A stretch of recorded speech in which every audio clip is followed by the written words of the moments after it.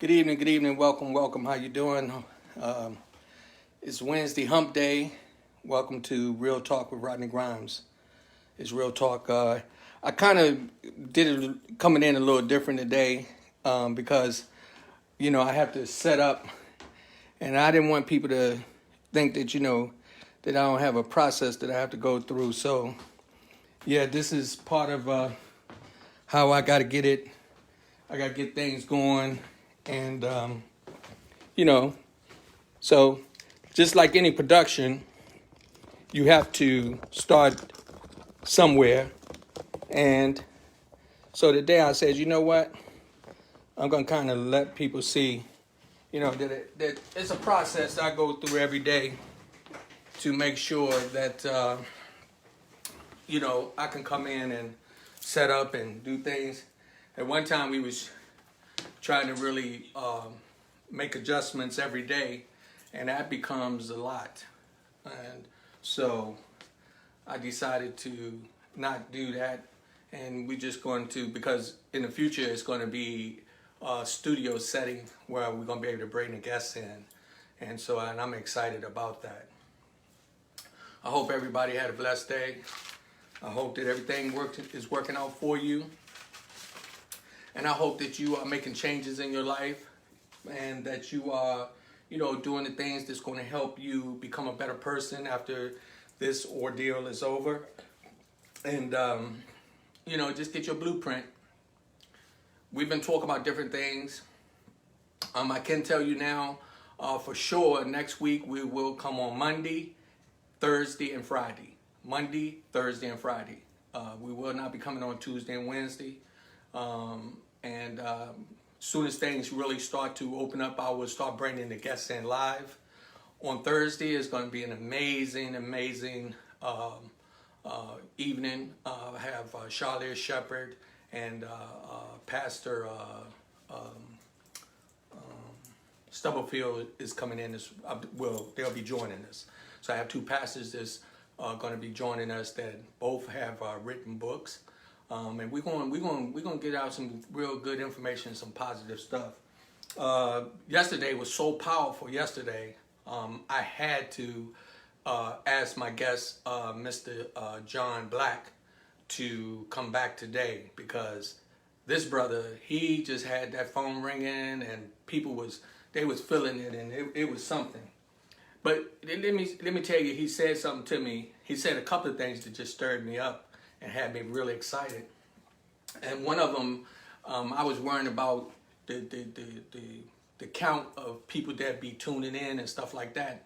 And he specifically told me, he said, Rodney, don't worry about that. He said, concentrate on your journey. He said, concentrate on your journey because you know where you're going, and not everybody's going to follow you. But if you concentrate on your journey, and once you get there and establish yourself, believe me, you won't have to worry about the numbers. When he told me that, I thought about Martin Luther King. And I thought about how many times he talked about doing a march and doing things to change the way that we were being treated in America, and black and white, because it was black and white out there that were marching together for equal rights for everyone. And I thought about how many people told him, yo, man, I'm not going out there to get no bricks thrown at me. I'm not going out there to go to jail. You can do that. But he made that sacrifice, and it cost him his life.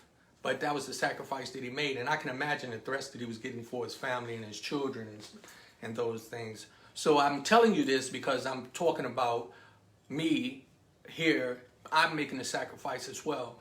There's many other things I could be doing, but I choose to do this because God put it in my spirit to try to help people move forward. People to people, power to power, positive thinking people. I thought something else today prior to coming down. I thought about when I moved into this neighborhood. I've been here going on 3 years. And when I moved into this location, the house that we came in had been vacant for a while. And it was in bad shape. It was in pretty bad shape. And so, oh yeah, I forgot to do something. See? Let me see. Yeah, there we go. What was that you said? So, wait a minute. And y'all bear with me as we see, it's, this what you got to plug up. So, I told you, it's production, and, you know, we have to do these things, and you know, it's real talk. So some days we be on it, and some days it be a little off or whatever, but I always say, devil be gone, and I just stay focused on what I'm trying to do and keep it moving. We starting to add monitors and things to help us to be able to see and do production a little better. And so with us being locked in, we can't really get the assistance of other people that can probably help us move a little faster and be a little more productive in those areas. But God is good, because, you know, I just know that one way or another, I'm going to continue to move forward and stay positive. I'm a positive thinking person. So I was talking about moving into the neighborhood, and when I realized, when I looked at the house, the neighborhood I live in is gorgeous. Everybody keeps their yards up and the houses look nice and everything. But when I came to this one, I looked at it, I was like, I had told the realtor that I really didn't want to move here. And she showed it to us 2 or 3 times, and I always kept saying no, no, no. But we was backed up against the wall, so we went on and took it. But my point for telling you that was, we had to make changes. We had to make changes. And so when we came into the neighborhood, of course, the house we moved into was in bad shape. So the neighborhood was looking at the house like, oh, Lord, you know, who is this moving in? And we heard about some of the history of the other people that have been in here. And so I came in with the attitude that said, well, you know what? Let me stay focused on what I'm going to do. So I started hooking the yard up and doing everything.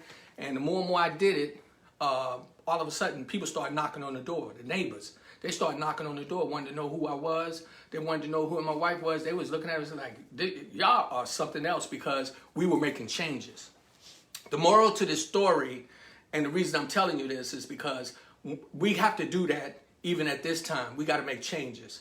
And it's important that we focus on that and stay focused on making changes, because things are going to be so much different. Maybe in a couple of weeks, maybe in a couple of months, but we know they're different from a few weeks ago. And so what I did is I just started putting my skills together, and we made the neighborhood accept us. They was like, we're so glad that y'all moved in. I pretty much met 90% of everybody. And they would literally come knocking on the door and wanting to know who we were, because we was making a difference. Now, the reason I'm saying that, you have to make a difference in your life as well. And you can't expect people to really just come over there and do it for you. And if you don't, then they're going to kind of shy away from you. So all of that, you have to pay attention to in the process of you changing your life and making you move in a direction where you're going to be able to change your bad habits to good habits. You're going to deal with the right people that's going to help you. You're going to get that power in your mind and in your spirit that's going to move you into levels that your life is going to be much better. And you're going to conduct yourself in a very positive way, where you're going to be dealing with positive thinking people, and things are going to happen. And that's what's happening to me. And this man that we're going to have back on today, Mr. John Black, he's from Selma, Alabama. This brother last night, he said not a lot, but a whole bunch. He touched me in ways that was just, it made me feel like I was on the right track. And so soon he'll be joining us. The topic today, for real, you know, we have to support each other. We have to support each other, and we have to support ourselves. We have to make the changes. I know a lot of people don't want to just get on here and listen to me talk, but I'm trying to tell you something that's going to help me be a better person than you as well. And as we move into production and I start to do the showcasing and the development, I'll get back going to the schools. I used to do that. I used to go speak in the schools. I'm going to get back doing that. Miss Teresa yesterday suggested that I even go to the jails. I have a cousin that does that, and maybe that may be something down the line that God wants me to do. But one of the things I'm going to stay positive on, and that is trying to do the right thing and pull us together. And I'm going to do my part. I'm asking you to do yours. I'm also asking you to go to YouTube and also subscribe. It doesn't cost you anything. You just subscribe and help build people to people, power to power, positive thinking people, PTP. I'm trying to tell you, real talk with Rodney Grimes. I know some people are like, okay, of course I will benefit as we go forward, but I will take my benefits and share them. That I will do. Anybody that knows me know that's the type of man I am, and I'm a God-fearing man, and I ain't playing with God. I'm actually going to continue to move forward to make sure that I can open doors for many people and help them in many different ways. I have a lot of friends I've mentored to their children, I've talked to them, and mentored to some older individuals as well, and showed them some positive things that help change their life, and so forth and so on. So I'm actually waiting to connect with Mr. Black, and I'm excited. I'm excited to make these changes. I'm excited to make a difference. I'm excited to do what we got to do. So again, if you can, please go to YouTube, subscribe. It's not going to cost you a dime. You know, if you want to do something, we also, of course, everything costs, everything.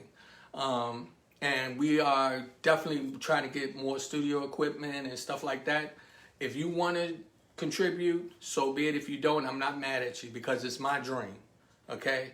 Martin Luther King had his dream, and he got out there and walked, and he did so much, and as he moved forward, a lot of people start realizing that his dream was their dream too. And the more that his dream became real, it started to help other people. And that's what I know that's going to happen with many, many people, as I see. Again, I always speak about Ellen, Oprah, and I also speak about Tyler Perry. I watched them. I watched them grow. And so it was just, you know, I know it can be done. I know it because I don't have to recreate the wheel. The wheel is already created. The only thing I have to do is just kind of make mine's roll a certain direction. So that's what I'm focusing on right now. And I'm just definitely trying to stay positive in this direction.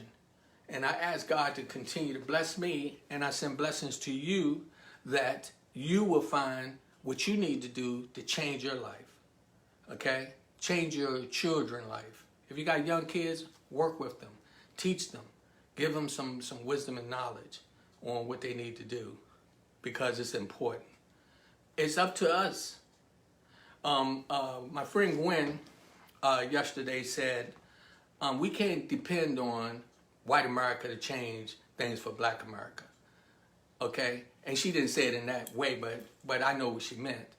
And there's nothing against any, this is not a racial thing. It's just let's keep it real. We talking the truth, you know?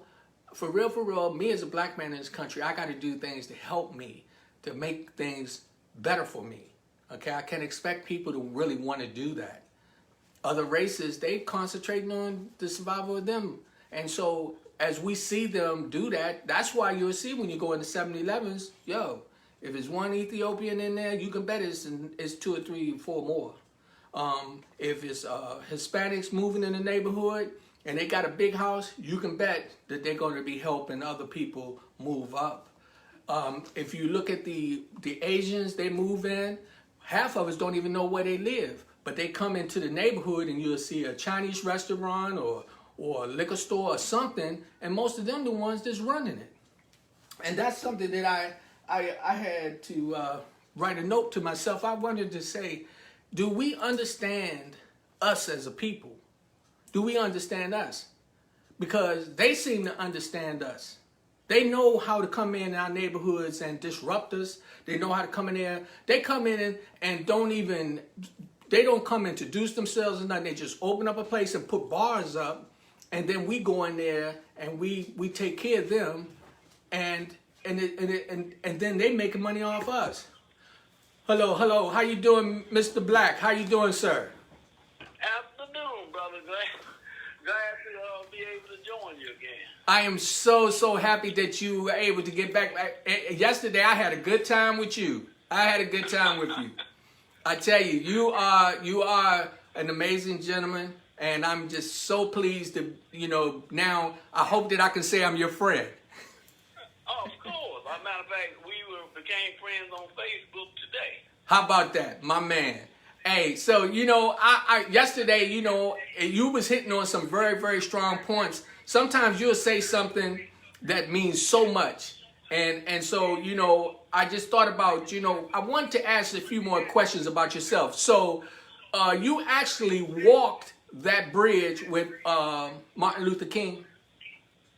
No, no, no, no, no, no. A lot of people, matter of fact, if everybody that walked the bridge that claimed they walked the bridge, it would have collapsed because it wouldn't have been able to hold the weight. So, no, I was in the military at the time, and I had just left Selma. That was just one day out of many days of bad days when the movement was going on. Oh, okay. And that was something like the, but the real deal, that was just one day that the world saw what was happening, but we was there in and out, and I was in the military at the time. So at some point, but Martin Luther King was in your presence down there while some of that was going on in the development of the civil rights. Oh yeah, I was out there acting with Dick Gregory. See, you gotta remember, I was a part of the movement before it was a movement. Okay. And the movement itself, that kind of added the icing to the cake, but it was actually 3 marches, and the people from Selma, they kind of got into the move on accident because what happened, the whole story is it all started from a little town outside of Selma called Marion, Alabama. Okay. Where they killed this guy named Jimmy Lee Jackson. And the purpose was to march with his body. You had to come through Selma to cross the bridge to go to Montgomery. That was the initial plan. And they stopped that particular movement because had that not been involved, Selma wouldn't have been that prominent in the movement had they not had the conflict at the bridge. Okay. So actually, when all this was going on, what was the focus of black people and white folks at the time that were doing these marches together? What was the energy that you saw back then? Well, the actual movement started in 1959, and the basic people that started the movement are unheard of, and people don't really know about. People like Reverend Stevens from West Trinity Church, Reverend Lorenzo Harris, and people like that. So these people came. Our primary goal was to get the right to vote. And we were doing demonstrations and all of this stuff. And what really piqued me, but see, I went in service in 1962. Okay. And I did not know that when I came home on leave participating in these events that I was not supposed to be there. And I didn't realize this until I was, filing my VA papers, and they told me, well, you shouldn't have been there. I said, well, I didn't know, but now that you told me, I probably still would have been there. And the reason was that I couldn't be there while being in the military. Mm-hmm. They explained to me, like, doing the marches and stuff, when they was locking us up and stuff like that, if I was due back to base on Monday morning and had got locked up over the weekend, well, being in jail from the movement would not justify me being AWOL. Right. So the movement itself was all about voting rights. And like I said, this thing about the bridge, crossing the bridge, that just kind of brought the world's attention to how low down these crackers was in this town. and I mean, it was just, excuse my French, there's crackers. But anyway, the white people, I mean, you know, the white people in this town. But anyway, to the world and the people that's listening, I kind of have to, so you understand where I'm coming from. And while sometimes I might say things that you might, it might kind of pique you. But anyway, when I did my show, I had a mantra on my show. It was the lost, you know, the psychologist, lost prayer, which plain, this is how I started my show. So people would knew where I was coming from. And it goes like this. I do my thing, you do your thing. I'm not in this world to live up to your expectations. You are not in this world to live up to mine. Because you are you and I am I. And if we happen to find each other, it could be beautiful. If not, it cannot be helped. And the second half of that was, we was talking about that something like yesterday, talking about things you have to deal with in life. And so my other prayer was, oh God, help me to accept the things that I cannot change the things that I cannot accept, but above all, give me the wisdom to know the difference between the two. Now, that's my basic psychological status in life. If anybody wants to deal with me, if they understand that, then they'll know why I do the same thing like this. Right.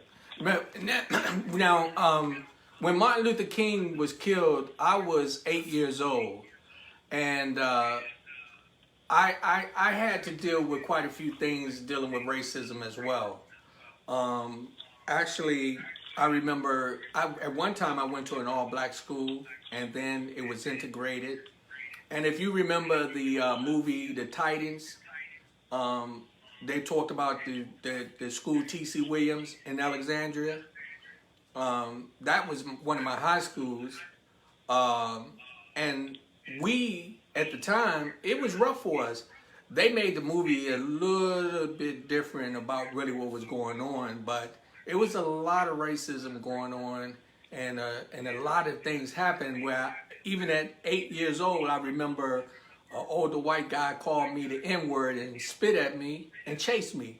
I was at this, I was sneaking to try to go around to the store, which I wasn't supposed to be doing anyway.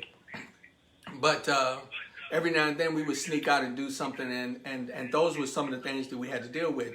We had one side of the street of King Street that you only could be on one side. If you went on the other side, you would have a problem. So I experienced this growing up, and it was funny because I had to talk to my mom one day, and I realized that back then I had never even ridden a bus with my mother.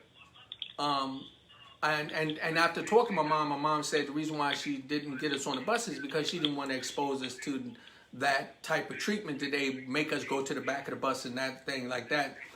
Also, I had another incident where my grandmother used to take me down to G.C. Murphy's, and I started to remember this a few years ago after I just would sit down thinking about her, that they had a sign said white and colored.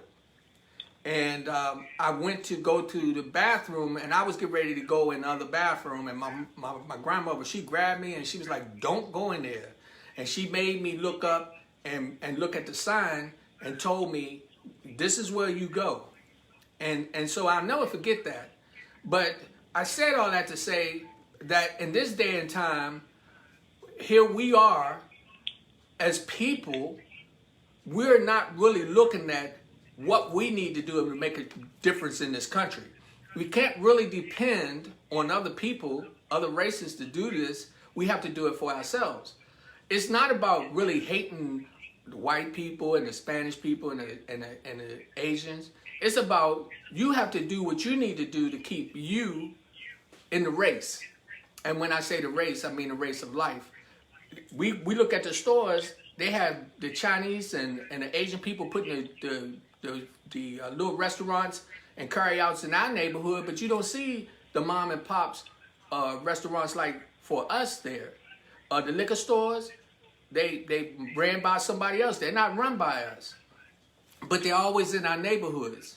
And these things I start to really look at, and I realize today, you know, we're still not far from where we were then by some of the things that go on in the justice system, the neighborhoods, how the drugs can penetrate in our areas, our children can be coming up missing and nobody really falling behind them, things like that.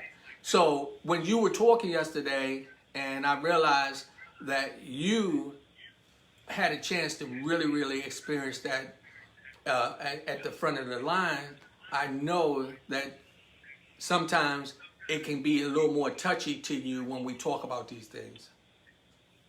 Not really. Matter of fact, I was looking at the thread as people was writing in yesterday, and when we mentioned the book by Dr. Woodson, you know, the Miseducation of the Negro. Someone on the thread wrote up that that's an old book. You know, well, if you want to go more modern, whoever that person would tell them to switch over and get the modern book, about 2 or 3 years old, by Michelle Alexander, The New Jim Crow. I was under the old Jim Crow and now under the new Jim Crow. Okay. So I'm one of the few that experienced both. But sad as it sounds, under the old Jim Crow, we, in one sense, was better off than we are now. Because we were great as a people, simply because these people forced us to be great, because we had to deal with, trade with, and benefit each other. And they saw this with this so-called integration. It was beneficial to them because now they can take our money, you know, and we come and facilities, instead of having 2 bathrooms, they can have 1 or whatever. And so what we was working on, in a sense, I saw no big gain, because regardless of what happened, Rodney, what happens in life, you can get into the integrate all of this stuff, but basically, if it's to be, it's up to me. So you are always responsible for you. You cannot delegate this to the state, God, your family, your mother, anybody. When it all boils down, you are always responsible for you. Yes. And in life, as for school, once you go to school and learn to read, beyond that point, the rest is up to you. And when it comes to books, like the lady was saying, that's an old book. The only bad book on earth is any good book that is unread. That's a bad book. Right. So, that but as a piece, I'm sorry. No, I you know, and it's funny that sometimes when we or talk about things that some people don't agree with or whatever the case may be, they can see it from a different perspective. But any book is a good book, especially if it's going to be about the history of our people and going to give us some. If it's unread, it's just like it's not a book, because he who does not read is really worse off than he does that cannot read. Right. I understand that. And through reading, this is the only way you can progress, because even the audio books is just something about looking at the written word on the page, letting it come through the eyes and processed by the mind. You get more out of it than just listening to it on the audio, Apple, or what it is, because this is all part of the mechanism of the mind processing and storing and relating the information. So reading is essential. And once upon a time, I used to average reading 3 to 5 books per week. the reason I had that number, you know, if you read a book and you get bored, I would read one chapter out of this book, go to the next chapter. That way I kept myself invigorated to keep wanting to read rather than just try and read one book. And you got to read all kind of written material. Yes. Because anything that somebody took time to write down, or someone put it in a binder, it is worth reading. Yes. Yes. I totally agree. Me and my wife, we've been collecting quite a few books. We have actually in this room where I am, this is the sitting room. We refuse to put a television in here because we want this room to be where we come in and sit down and read and have conversation to empower our minds and educate ourselves. And so I totally agree with you. I know that, books, that knowledge is so important. And that's why right now, with people having the time to be at home, when they really should be taking advantage of these opportunities to read different books that's going to help them for tomorrow. So I definitely agree with you 100%. Can I ask you a little bit about your radio broadcast station that you was dealing with? When we were doing Harambe radio, it was primarily based on the Marcus Garvey's philosophy. Us doing our own thing, and I was teaching about Garvey because he was one of the most prolific black leaders that we ever had, but they did not teach us about Marcus Garvey. The average person, when you ask them about Garvey, they say, "Oh, that was the black guy running up and down Fifth Avenue of New York, telling us, let's go back to Africa." Biggest lie ever been told. Marcus Garvey said a lot of things, but he never said, "Let's go back to Africa." What Marcus Garvey really said was, some of us should go back to Africa. Not all of us, because if you are no good here, you will not be any good over there.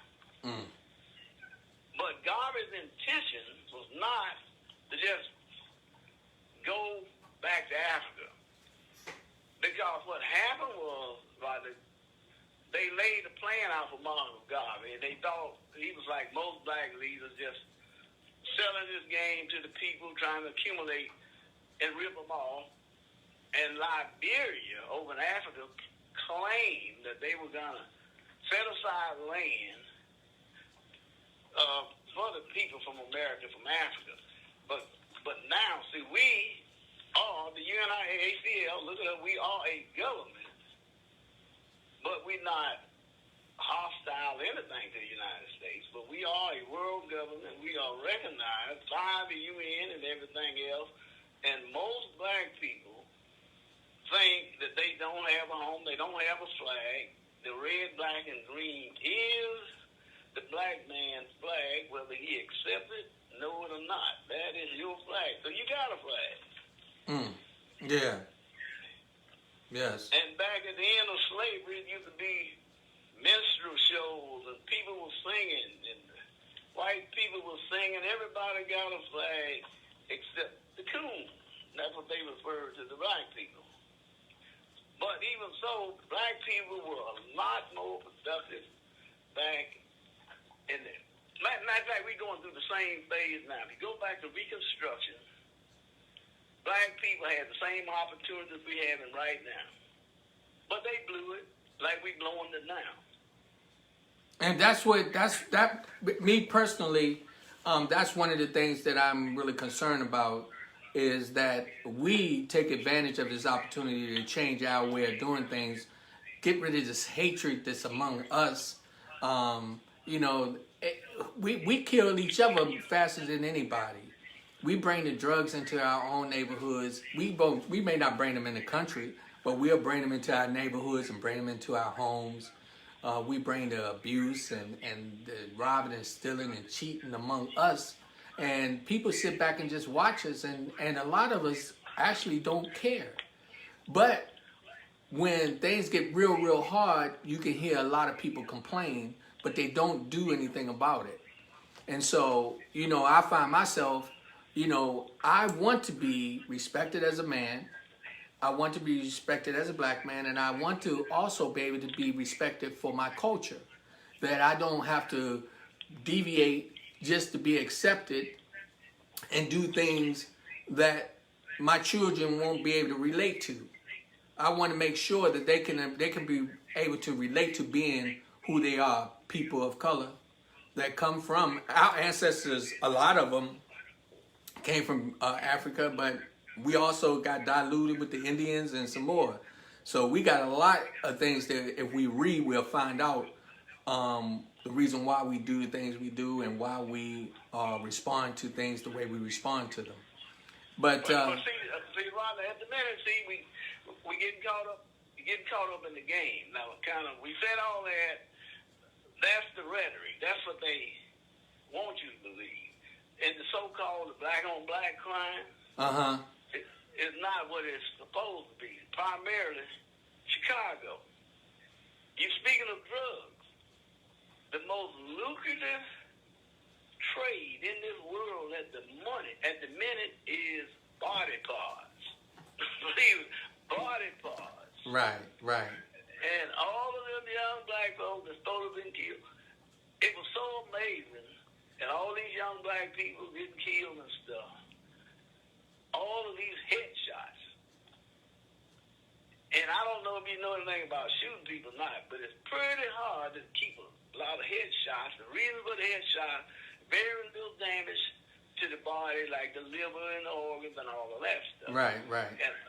And all of these young black people that disappeared, especially the female, that's a double bonus. They take them, they send them overseas, and they usually prostitute them out till they get a certain age, and then when they get so they can't turn the trick, then they still kind of young. They just like any other vehicle, you break it down, scrap it out, body parts. And if you look at the price of certain organs, it's amazing. So that's what it's all about. We're not just killing each other like they making it seem. Yeah. And if you go to any of these folks, all these people in Chicago, even that guy in Florida that started all this mess, Tyrone Martin, whatever his name is, Martin fellow. Did you know he laid in the morgue for 3 days as a John Doe? Trayvon Martin. he was in the morgue for 3 days, John Doe, and when they got the body back, they didn't say anything, but it was stuffed with paper. There were no internal organs when they got the body back. It's crazy. It kind of make me get a little quiet because I realized that not long ago we went through a spell where a lot of young people were coming up missing, and nobody was doing anything about it. And that was something that really bothered me. And then they start talking about how people was getting snatched and pulled into the vans and stuff like that.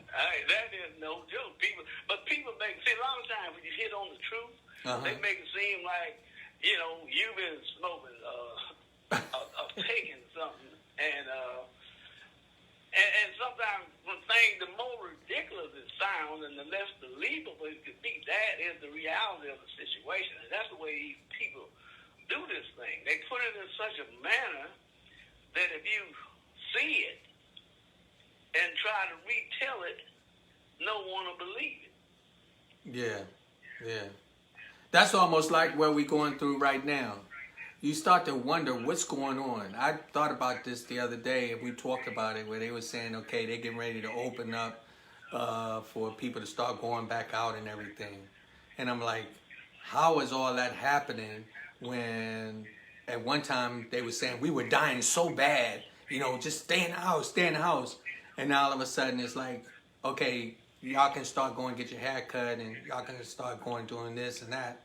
and I'm like, okay, what is the real truth behind this? It started to Real get truth. Okay, you don't know the real truth. Remember, we hit that segment yesterday. Monkey see, monkey do. right. All of a sudden, we got to have test. Why? Why you need a test? If you have none of the symptoms, why you need a test? So everybody's bickering, battering, trying to get a test. Why do you need a test? Matter of fact, somebody called me a few days, oh, Mr. Black, we can arrange for you. No, you can't arrange for me to get a test. Do me a favor, you're going to take you a test. I'm cool.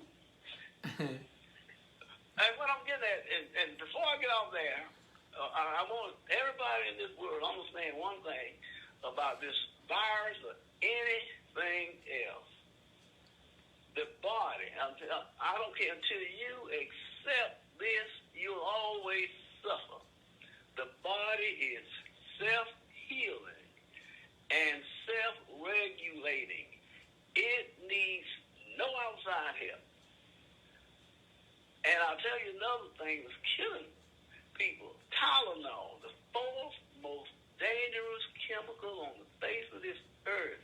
And you walk through the store and you see Tylenol for babies. Right? Mm-hmm. Now, everybody knows, every time you take an aspirin, it punches a little hole in the lining of your stomach. You heard that before, haven't you? No, I can't say I did. Well, the reason they want you to take an aspirin a day, when these viruses and pathogens and all of this go into the stomach, instead of being destroyed by the acids in the stomach, it's kind of sneak through some of these holes in the lining of the stomach and go straight into your bloodstream and stuff. So a lot of the things that black people suffer from, diabetes, all of this stuff, is really extreme toxicity. Toxic system. The whole blood, everything is full of toxins. And people should think. You go to the doctor. Here's a guy. He's schooled. He goes to an institution that was established. The textbooks was written. The people were teaching him. All set up by the pharmaceutical industry. When you get your degree, your job is to help push the drugs. Yeah. So I don't know if you're familiar with Dr. Sebi, S-E-B-I. Look him up if you're not. Dr. Sebi. The UNIACL, Dr. Sebi was our Minister of Health. Right. I know of him. Now, what about the last guy they just took out? Dr. Africa, A-F-R-I-K-A. Google these people. They just took Africa out within the last year or so. This, I told Sebi, we was at a convention. I Sebi, back down, man. These people, you get too big. You're curing too many people. This is a $1 trillion industry, talking about the pharmaceutical. Yes. No person is too small to eliminate when you go to interfere with their little thing. And I know time is kind of minute. And one other thing I went back to the first part of the show, Martin Luther King. He was shot on the bathroom in Memphis, but he was killed by the doctor in the operating room at the hospital. I can send you documentation on that. I'm not here to convince anybody of anything. And like I tell people, when I deal on do not believe me, do not believe Rodney, do not believe anyone. Do your own research. Yeah. I also heard that was a conversation we had about the assassination of Martin Luther King, that he wasn't dead when he left that hotel. That's a fact. He died in the hospital. The doctor killed him. Yeah. Well, Well, than that, he smothered the man with a pillow. you know, sometimes it's you when you just think about these things, it's just crazy. But let me show you how I know that a lot of what you're saying is so true. because if I say certain things even while I'm on here, then all of a sudden I'll start getting cut off. One time I was having a conversation. I was talking about the empowering of us as a people in this area, and then I was on my computer and it came across and it said, "We watching you," and I was like, "What?" Of course. And so when I saw that, a lot of people didn't know that I went into hiatus because I was like, okay, that wasn't no coincidence. And then I started noticing that my phone was cutting off a lot. It was cutting off. And every time we was doing the talk show, it was cutting off. But Yeah. the one thing that I... There so many times, it was funny. Yeah, it just got to the point, I was like, man, this is crazy. But several times in my journey in life, I've been exposed to different things, and I realized it's up to me either to stand up and fight or lay down and let people walk over me. And I prefer to stand up and fight. And I'll fight for my rights and for those of my ancestors and my grandchildren to come for the future. So with the knowledge that you shared with us and the knowledge that we need to be looking at right now and reading and getting and understanding who we are, you know, I highly recommend that we regroup as a people and start becoming more responsible for the outcome of our lives and not depend on other people to set forth for us. You said that about the healing of the body. I can tell you, my mom was real ill, and when she was in the hospital, if we had left her there, my mother wouldn't have made it. But when we took my mother home, and then we started feeding my mother and nourishing my mom is still here today. And I realized that because we start putting the right things in her body. And I'm not saying, you know, she on some medication, but I do know that it was through our tender loving care and helping her body to be able to rest and to rejuvenate that's the reason why she's still here today. Well, that's 100%. Well, Doc, I know time. I know you got a time restraint here. But anyway, the only thing I want to add, one more time, we're talking about you can't evade self-responsibility. So I was taught, anytime that you take a stand, be it physical, philosophically, or whatever way, anytime you take a stand, there's a possibility that you'll be knocked down.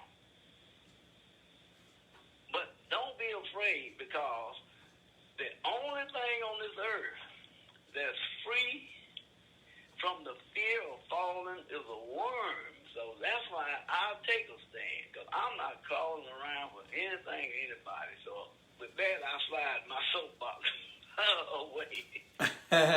I understand. Hey, make sure that's cut on, that cord. I mean, that right there. Is it on? No. Cut it on. Yeah. Okay. All right. Yeah, so I really enjoyed speaking with you today. I hope this won't be our last time. And I am going to continue to enlighten my mind and continue to try to read so much more so that I'll be able to put the right things in my head that I can share with some of the people next to me, the young people that's coming up under me. And for all the things that I'm going to do, I'm going to try to be a good example. I appreciate you, Mr. Black. You're an amazing man. I don't want to wear out my weapon, so I'll come on every now and then. I don't want to wear out my weapon. Hey, I appreciate you, but we'll stay in touch, because I just want to call and talk to you just on the general, just to get some of that knowledge for myself. So.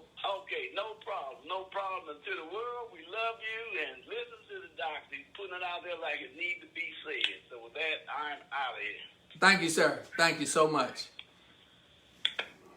That was John Black. He's from Selma, Alabama.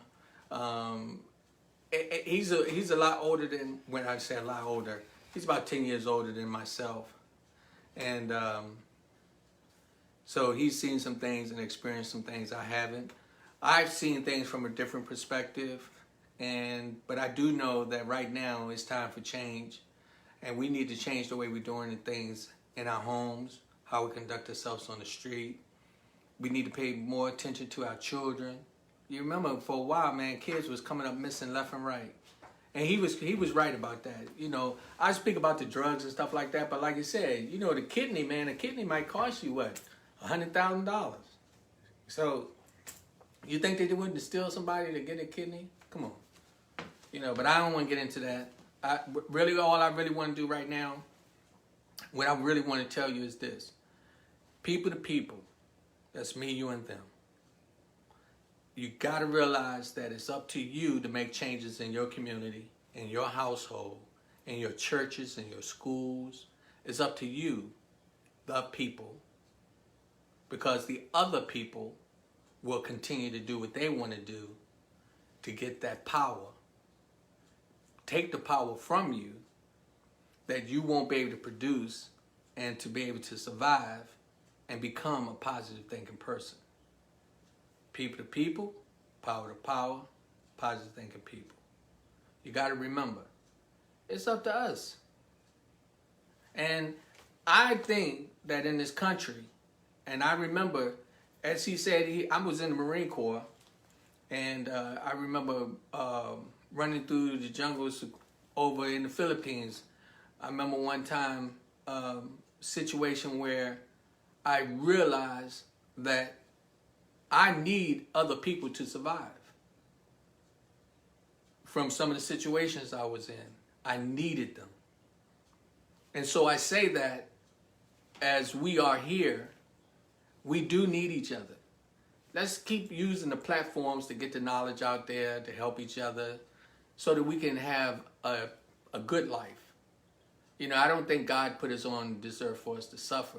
We got a lot of greedy people, and they don't care about us, the ones, some that don't, you know, that has to struggle. But it's up to us to make the difference. I didn't want to be real long tonight. Tomorrow, I have two pastors going to be coming on, and I'm excited about that. You know, I don't think God... Hello, Ms. Pope. Yes, Rodney. Hey, darling, how you doing? I'm doing good. What about yourself? I'm good, and I'm excited still because I am continuously trying to nourish my brain to get that blueprint together so that I'll be able to change the way I'm doing things and become a much better person for tomorrow. There you go. You know what? Guess what today's word was? What's that? Today's word was follow your dream. Follow your dream. Correct. Were you on point or what? Yes. And this goes to everyone that's listening. Whatever your dreams are, don't be afraid to follow it. Yes. Because that's what you put your energy towards, and your intentions towards. The word is intention. And watch what happens. And stay focused on that. Stay focused on that. I just want to reiterate on that with you, the confirmation for that for you and everybody else that's listening, that's feeling kind of down or whatever it may be. Get back up and start again. A different strategy. Yes. Yeah. I mean, it's funny. Use that right there.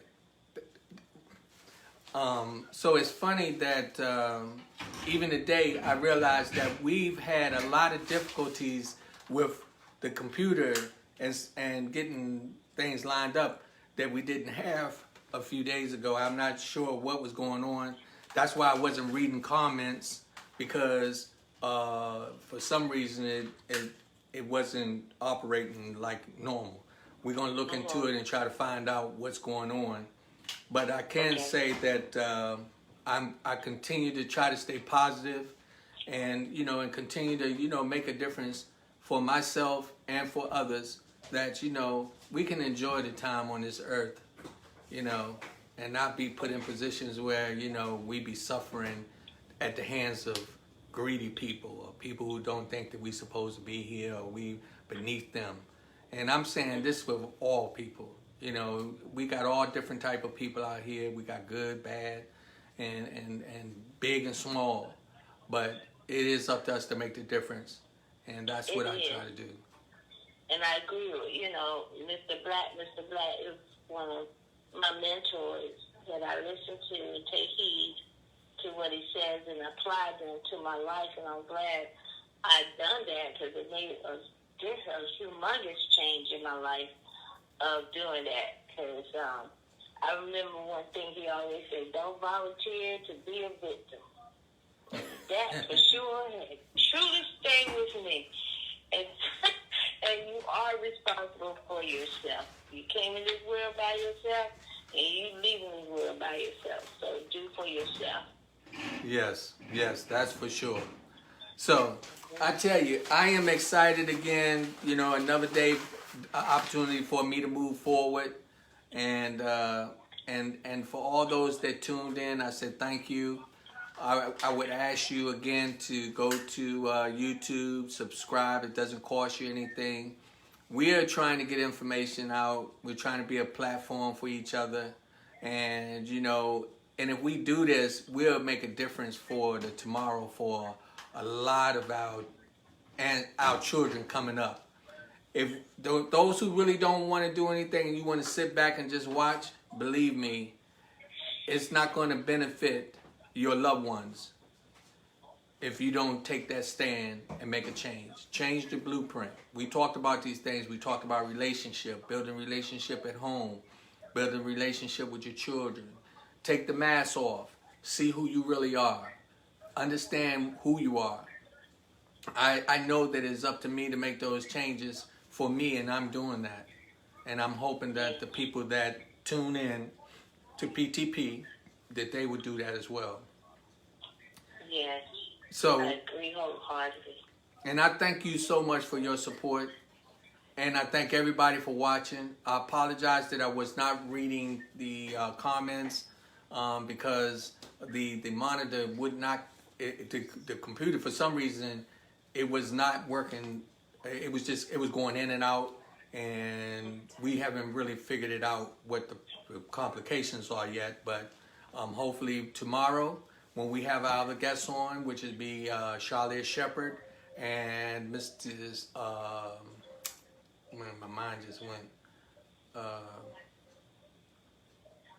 What is it? Oh my goodness!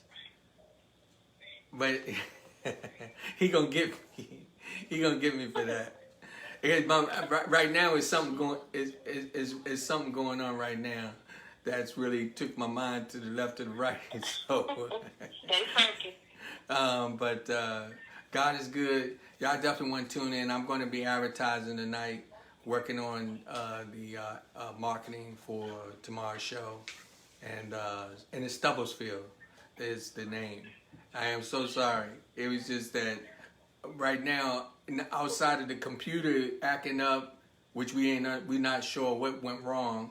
And then I got these birds keep trying to come into my chimney, and my wife was over here trying to deal with them. And here we, I show people, look, we right here in the sitting room, and this is the studio setup that we're doing that eventually we'll be changing it and getting it where we're bringing in guests. But again, I just want to thank everybody that tuned in. Rachel, I just applaud you for being the queen that you are. You're always stepping out to help, and I appreciate you so much.